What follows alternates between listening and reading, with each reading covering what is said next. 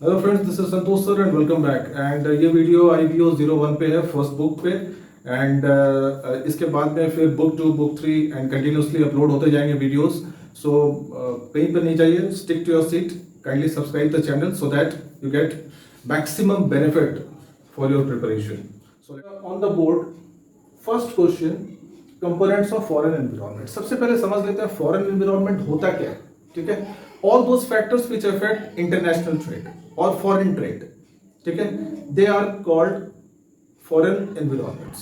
ठीक है, वो सारे फैक्टर्स जो फॉरेन ट्रेड को अफेक्ट करते हैं। ठीक है, तो बेसिकली आप लोगों की बुक पे as you can see here एक फ्लो चार्ट बनाया हुआ है, ये सारे फैक्टर्स दिए हुए हैं, right. Geographic environment, economic, socio cultural, political, legal and ecological, right. So यहाँ पे सोशियो कल्चरल सबसे इंपॉर्टेंट एनवायरनमेंट है, इसके ऊपर हर साल क्वेश्चन आता ही आता है।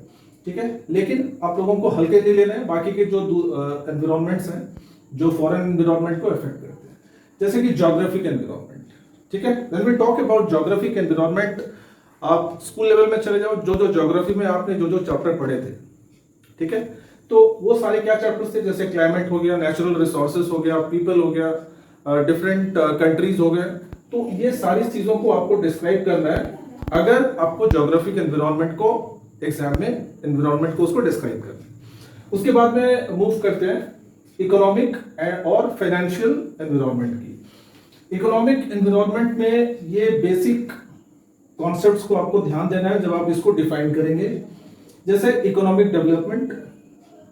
ठीक है, economic development of the country, income of the people, infrastructure के अंदर आ गया जैसे रोड्स, ब्रिजेस, पावर, ये सब चीजें, टैक्सेस। ठीक है, ये भी इकोनॉमिक एनवायरनमेंट का एक पार्ट है। तो ये सारी चीजों को लेके आपको डिस्क्राइब करना है। Then come socio cultural.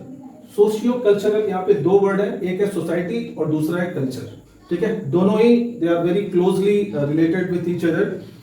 सो जैसे इसके अंदर आप लोगों को क्या क्या डिफाइन करना है, राइट, क्योंकि 10 या 20 मार्क्स का क्वेश्चन आएगा तो आपका आंसर थोड़ा बड़ा होना चाहिए। तो इसके अंदर आपको कंसीडर करना है जैसे लैंग्वेज। ठीक है, सो लैंग्वेज कैसा है, एक पर्टिकुलर एरिया, पर्टिकुलर कंट्री में लैंग्वेज क्या यूज कर रहे हैं लोग। लिटरेसी, एजुकेशन कैसा है, whether the people are literate और इलिटरेट। देन रिलीजन, हिंदू है, मुस्लिम है, सिख है, चाइनीज है, कौन से टाइप की मतलब लोग हैं। देन कस्टम्स एंड ट्रेडिशंस, लोगों के कस्टम्स और ट्रेडिशंस कैसे हैं, उनके एटीट्यूड्स एंड वैल्यूज कैसे हैं, और सोशल ग्रुप्स और ऑर्गेनाइजेशन किस तरीके से कंट्री में चल रहे हैं। ठीक है, सो ये सारे टॉपिक्स को, ये सारे पॉइंट्स को आपको 2-2, 3-3 लाइन लिखनी है। Then next move on to political environment.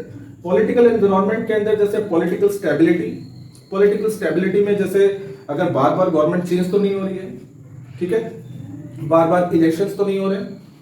Then the types of government, government कैसी है, वेदर इट इज डेमोक्रेटिक और कैपिटलिस्टिक और सोशलिस्टिक, कैसी टाइप की गवर्नमेंट है।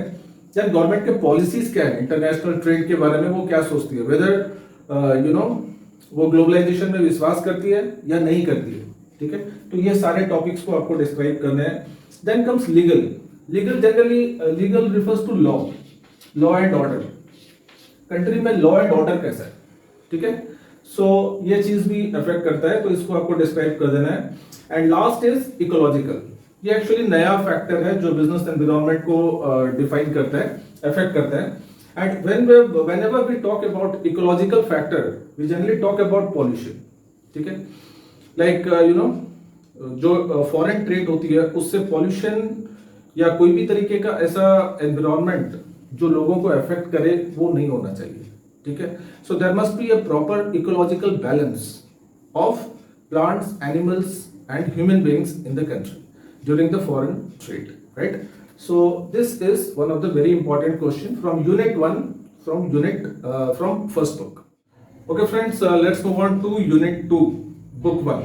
ठीक है, and unit 2 में ये बहुत ही important concept है जो आपको समझना है। ठीक है, रिकार्डियन थ्योरी ऑफ ट्रेड। ठीक है, बहुत ही important थ्योरी है ट्रेड के ऊपर, इंटरनेशनल ट्रेड के ऊपर। And according to Ricardo, according to Ricardo, labor is the only source of valuing goods in a country. ठीक है, तो ये इनका विश्वास था कि लेबर डिसाइड करता है कि एक प्रोडक्ट का प्राइस क्या होना चाहिए. ठीक है, बिकॉज वो ये मानते थे कि लैंड, कैपिटल, एंटरप्रेन्योरशिप, बाकी के जो 3 फैक्टर्स ऑफ प्रोडक्शन है उनको डिटरमाइन करते हैं लेबर.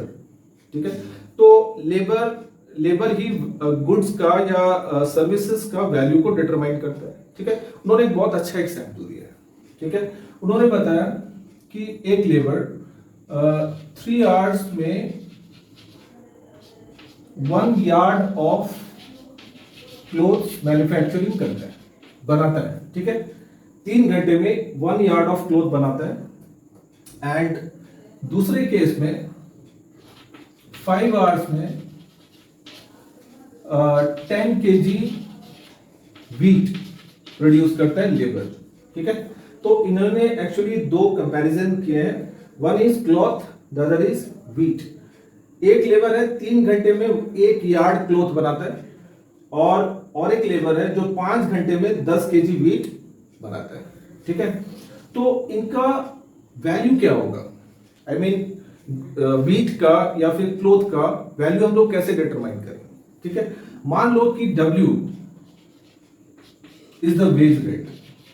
ठीक है, ये वेज रेट है कि उसको मतलब 1 घंटे में W मनी दिया जा रहा है. ठीक है, तो क्लोथ के लिए उसको कितना दिया जाएगा? 3 घंटे काम कर रहा है तो 3W, एंड व्हीट के लिए 5W. राइट, तो नाउ अब उसका प्राइसिंग जब हम लोग डिसाइड करेंगे तो प्राइसिंग डिसाइड होगा बाय रेशियो, और यहां पे रेशियो क्या हो गया? 3W बाय 5W, या फिर हम लोग इसको ऐसा लिख सकते हैं 3/5. ठीक है, तो ये हो गई प्राइसिंग. राइट, कि value of goods, that means के 10 kg ऑफ व्हीट 3/5 कॉटन या क्लोथ्स को खरीद सकता है. ठीक है, so this is the things. Now again इसी थ्योरी में थोड़ा सा और आगे हम लोग मूव करेंगे, एंड इसको हम लोग ग्राफिकली देखेंगे कि ये ग्राफिकली कैसे हम लोग इसको हम लोग रिप्रेजेंट कर सकते हैं. इसके लिए आपको ऑटार्की, इक्विलिब्रियम ये समझना होगा कि ऑटार्की इक्विलिब्रियम क्या होता है. ठीक है, तो ऑटार्की इक्विलिब्रियम में क्या होता है कि कंज्यूमर डिसाइड करता है कि at what price they should buy wheat और क्लोथ. ठीक है, एंड इक्विलिब्रियम जैसा कि हम लोग जानते हैं कि डिमांड और सप्लाई, ये दोनों कर्व जहां पे इंटरसेक्ट करती है, that point is called equilibrium. Right, so यहां पे एक ग्राफ बना लेते हैं. ठीक है, एंड ग्राफ में y एक्सिस में एंड x एक्सिस में अगर क्लोथ रिप्रेजेंट करते हैं, ठीक है, तो इन दोनों का जो कर्व होगा, something like this, right? And let this point be O, this be A, and this be B, and this is the equilibrium point E. ठीक है, जहां पे व्हीट का प्राइस और क्लोथ का प्राइस इंटरसेक्ट करेगा, वो पॉइंट डिसाइड करेगा ऑटार्की इक्विलिब्रियम. ठीक है, the price at which the consumer is ready to buy the product or ready to exchange the product with international product. Clear? Okay friends, let's start unit 3 book 1, and यहाँ पे हम लोग बात करेंगे balance of payment, BOP. ठीक है, ये क्या चीज होती है? What is balance of payment? Balance of payment is the difference between import and export. Import and export का difference in very common language, and it is generally an accounting statement. And अगर import, if imports are greater than exports, अगर imports, अगर कोई country में during a given year अगर imports के value अगर ज्यादा हो जाता है, import ज्यादा हो जाता है एक्सपोर्ट से, that is called unfavorable balance of payment. Unfavorable BOP. Clear? And in the reverse case, अगर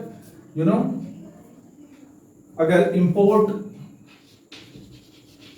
is less than export, ठीक है, that means exports अगर ज्यादा हो गया, then it is favorable BOP. ठीक है.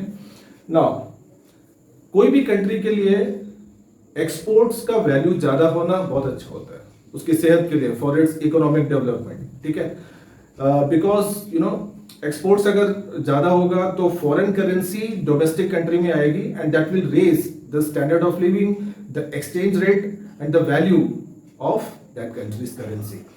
तो ये हो गए इसका meaning, right. And let's move on to the components. BOP के कंपोनेंट्स क्या होते हैं? Basically there are two types of components. One is current, the other is capital. ठीक है, तो ये दो कंपोनेंट्स होते हैं बीओपी के. करंट अकाउंट मैंने यहाँ पे लिखा हुआ है short run. And what are the items that are covered in current account? इसके अंदर goods and services which are imported and exported by a country, the services of professionals, मतलब जो लोग मान लो कि इंडिया से बाहर गए हैं काम करने के लिए, या फिर बाहर फॉरेन कंट्री के लोग यहाँ पे आके काम कर रहे हैं, तो उनका जो सैलरीज है, ठीक है, सो उनका जो इनफ्लो आउटफ्लो है कैश का, सो that is comes in current account. Investment income, अगर इंडिया ने अगर फॉरेन में इन्वेस्टमेंट किया है तो वहां से जो उसकी इनकम आ रही है that is current account. And उल्टा कोई फॉरेन कंट्री अगर इंडिया में इन्वेस्टमेंट किया है तो यहां से जो वो इनकम ले रही है that also comes under current account. Like that donation and gifts, grant जो भी मिल रहे हैं, ठीक है, या दे रहे हैं, तो दोनों को ही कंसीडर करना है. एंड ट्रैवल, अगर फॉरेन में अगर हम लोग घूमने जाते हैं तो that means our currency is going out to foreign countries. और अगर फॉरेनर्स अगर इंडिया में आते हैं so they will bring in the foreign currency. Okay, let's talk about capital account. Capital account generally it is a statement prepared for a long run. And यहाँ पे buying and selling of gold, ठीक है, तो इसके ऊपर बहुत बड़ी theory है. तो जस्ट फॉर द टाइमिंग आप समझ के रखो कि इसमें क्या क्या आइटम्स हम लोग प्लेस करते हैं. And then movement of banking capital. Banking capital हो गया यहाँ पे लोन्स.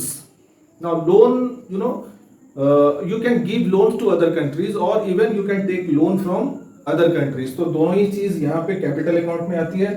एंड ये तो बैंक के लोन हो गए. एंड कभी कभी क्या होता है कि फॉरेन कंट्रीज भी लोन देती है, ठीक है. तो अगर कोई कंट्री अगर फॉरेन लोन ले रही है या फॉरेन लोन दे रही है तो दोनों ही केस में that comes in capital account.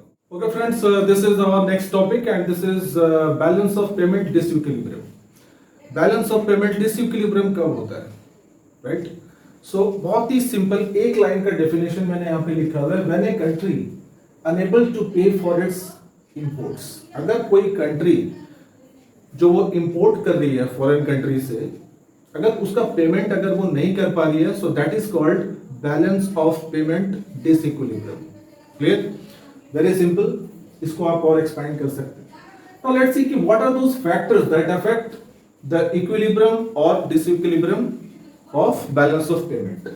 तो यहाँ पे see friends, there are 4 factors given: inflation, national income, government restrictions and exchange rate. ठीक है, सबसे पहले देखते हैं इन्फ्लेशन. इन्फ्लेशन किस तरीके से अफेक्ट करता है बैलेंस ऑफ पेमेंट को. नाउ इन्फ्लेशन का मतलब होता है rise in the price level. ठीक है, जब डोमेस्टिक कंट्री में जब गुड्स एंड सर्विसेज के प्राइसेस जब राइज कर रहे हैं continuously, that state is called inflation. तो जब इन्फ्लेशन होगा दैट मीन्स कि आपका डोमेस्टिक कंट्री में गुड्स एंड सर्विसेज के रेट प्राइसेस हाई हैं, तो वहां पे क्या होगा, मोर इंपोर्ट्स. हम लोग बाहर से इंपोर्ट करने की ज्यादा से ज्यादा कोशिश करेंगे. ठीक है, तो वो डिसइक्विलिब्रियम स्टेट को फॉर्म करेगी. Next is national income. National income is the total value of goods and services produced in a country during a given year. ठीक है, that is called national income. So national income अगर ज्यादा है, अगर बढ़ रही है दिन पर दिन, कंटिन्यूअसली इट इज राइजिंग, तो you have to import more and more because आपके पास में एक्स्ट्रा परचेजिंग पावर आ गया and you will try to use the foreign materials. So that is the case. Then government restrictions. अगर government ने अगर custom duties, excise duties और जो बाकी के जो टैक्सेस है अगर उसने गवर्नमेंट ने रेस्ट्रिक्शंस और ज्यादा इंपोज कर दिए, देन इंपोर्ट्स कम हो जाएगा, ठीक है। बिकॉज उसके ऊपर आगे पढ़ेंगे हम लोग, बहुत लंबी थ्योरी है। And then exchange rate is something जैसे हम लोगों का इंडिया में जो करेंसी है रुपीज है, तो रुपीज के साथ में मान लीजिए कि डॉलर को क्या एक्सचेंज करेंगे, like for how many dollars we will exchange 1 rupee, okay, so that is exchange rate. And generally exchange rate is determined by the demand and supply of foreign currencies. तो अगर ये exchange rate अगर high होता है, then a country will be able to export less, ठीक है, क्योंकि उसको ज्यादा पैसे देने पड़ेंगे। अगर वो एक्सपोर्ट करता है तो you have to pay more। तो इसी ओके फ्रेंड्स, ये हो गया लास्ट टॉपिक इस चैप्टर का, यूनिट 3 का।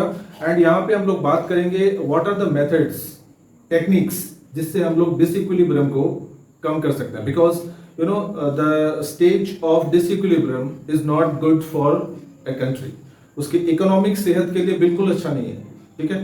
तो हमेशा कंट्री ट्राई करती है कि इस डिसइक्विलिब्रियम को रिमूव किया जाए। तो how can it remove? There are 4 steps, ठीक है। फर्स्ट, पास्ट रिजर्व सरप्लसेस, जो कंट्री के पास में पहले से जो उसके रिजर्व्स हैं, सरप्लसेस हैं, जो रिटेन्ड अर्निंग्स हैं, तो उसको यूज कर सकती है टू पे द इंपोर्ट्स। जो बिकॉज डिसइक्विलिब्रियम का मतलब है कि ऑलरेडी जो मैंने आपको बताया था कि इंपोर्ट्स को जब कोई कंट्री पे नहीं कर पाती है, तो that condition is called disequilibrium. So वो यूज कर सकती है। Loan from IMF means international monetary fund, तो यहां से लोन ले सकती है कंपनी, कंट्री, ठीक है। तो IMF से, इंटरनेशनल मॉनेटरी फंड से लोन लेके इंपोर्ट्स को पेमेंट कर सकती है। Then monetary and fiscal measures, ये भी वो यूज कर सकती है। गवर्नमेंट ये टोटली मतलब ये जो स्टेप है जो गवर्नमेंट लेती है, that is in the domestic country, ठीक है। वहां पे वो अपने उसके जो फिस्कल मेजर्स हैं या मॉनेटरी मेजर्स हैं, तो जैसे करेंसी ज्यादा प्रिंट करना शुरू कर दिए, या फिर टैक्सेस को कम कर दिए या ज्यादा कर दिए, कस्टम ड्यूटीज को कम कर दिया। सो ऐसे बहुत सारे स्टेप्स हैं जो गवर्नमेंट ले सकती है इन मॉनेटरी एंड फिस्कल मेजर्स। सो यहाँ से भी डिसइक्विलिब्रियम को कंट्रोल किया जा सकता है। And the other is exchange rate adjustment, तो ये भी कोई भी कंट्री कर सकती। Okay, so let's start unit 4, the last unit of book 1, ठीक है। इसमें से देखते हैं इंपॉर्टेंट क्वेश्चंस क्या है। एंड मेरी समझ में ये क्वेश्चन बार बार एग्जाम में आता है, tariffs and non tariff barriers. एक इंटरनेशनल ट्रेड में टैरिफ्स का बहुत इंपॉर्टेंट रोल होता है। टैरिफ का मतलब क्या होता है, ठीक है। जनरली ड्यूटीज, जब हम लोग इंपोर्ट करते हैं या एक्सपोर्ट करते हैं, वी हैव टू पे सम टैक्सेस, जिनको हम लोग ड्यूटीज बोलते हैं। And generally this duties are imposed by the government of both the countries, importing and exporting दोनों। So अब थोड़ा सा इनका डिफरेंस देख लेते हैं, दोनों में डिफरेंस क्या है। जनरली टैरिफ्स जो होते हैं वो डायरेक्ट टैक्सेस होते हैं, डायरेक्ट ड्यूटीज और taxes which are imposed on importing और exporting the goods and services। Now इसके अंदर मेन जो टैरिफ्स है, जैसे transit duty, export duty, import duty, specific duty. Now export duty and import duty, इसके बारे में आप लोग मोर और लेस जानते हो, ठीक है। Now what is this transit duty? Transit duty में क्या होता है, इफ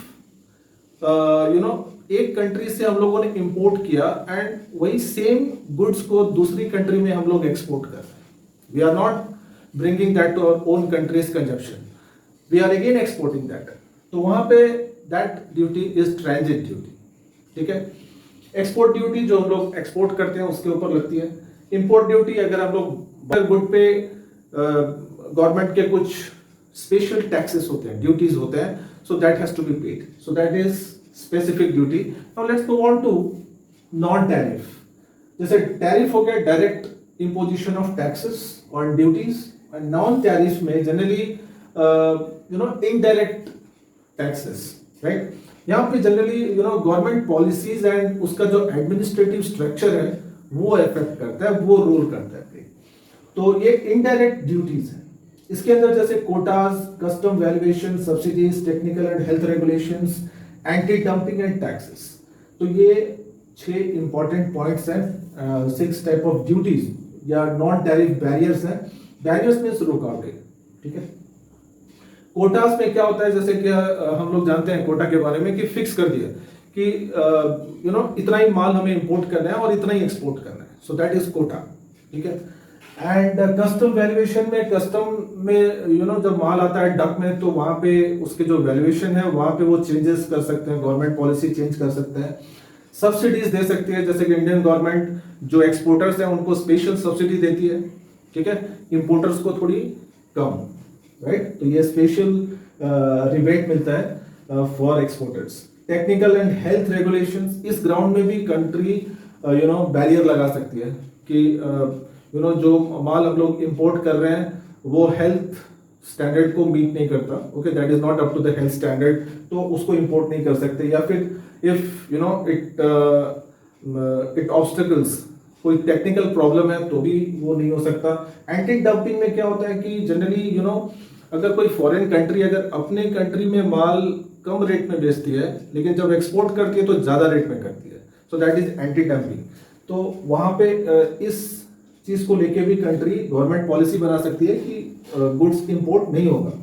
एंड देन टैक्सेस, और टैक्सेस तो गवर्नमेंट कभी भी चाहे जब चाहे इम्पोज कर सकती है। सो अगर और टैक्सेस बढ़ा दिया जाए तो that will be a barrier to international trade. So friends, that's all in this video. And ये बुक 1 का जो भी इम्पोर्टेंट क्वेश्चंस थे वो मैंने आपको यहाँ पे डिस्कशन किए हैं। And hope this discussions and video will be useful to you, and kindly like and share. Best of luck.